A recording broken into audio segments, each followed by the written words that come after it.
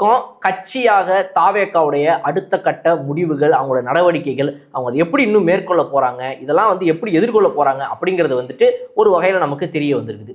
இன்னொரு பக்கம் திமுகங்கிற கட்சிக்கு அகெயின்ஸ்டா அவங்களுடைய முக்கிய குற்றச்சாட்டுகளை வைக்கிறாங்க. அதுவும் ஆளும் கட்சியாக இருக்கக்கூடிய திமுகவின் அரசு மீதான குற்றச்சாட்டுகளையும் எடுத்து வைக்கிறாங்க. அதை ஒரு பாகமாக நம்ம பார்க்குறோம். என்னென்ன குற்றச்சாட்டுகளை இவங்க நேரடியாக தாக்குதலாக எடுத்து வைக்கிறாங்க அப்படிங்கிறது. மூன்றாவது விஷயம் பார்த்தோம் அப்படின்னா, சுப்ரீம் கோர்ட்டில் நாங்கள் என்னென்ன விஷயங்களை கேட்டிருக்கோம், இன்னைக்கு என்னென்னலாம் கிடைச்சிருந்துருக்குது அப்படிங்கிற இந்த கரூர் துயர சம்பவத்தின் பற்றின விஷயங்களை பேசுகிறாங்க.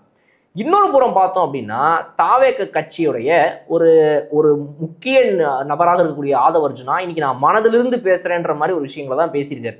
அவர் பேசிய வார்த்தைகள், சொற்கள் பயன்படுத்தியது, இது எல்லாத்தையும் பார்க்கும்போது வந்துட்டு எங்கேயுமே வந்து ரொம்ப அரசியல் படுத்தி பார்க்கணும் அப்படிங்கிற மாதிரி இல்லாம சில விஷயங்கள்லாம் பார்த்தோம் அப்படின்னா வந்து அவர் உளமாற அவர் என்ன ஃபீல் பண்றாரு அப்படிங்கிறத வந்துட்டு சொல்லக்கூடிய வார்த்தைகளாக தான் அது வந்து பிரதிபலிச்சிருக்குது.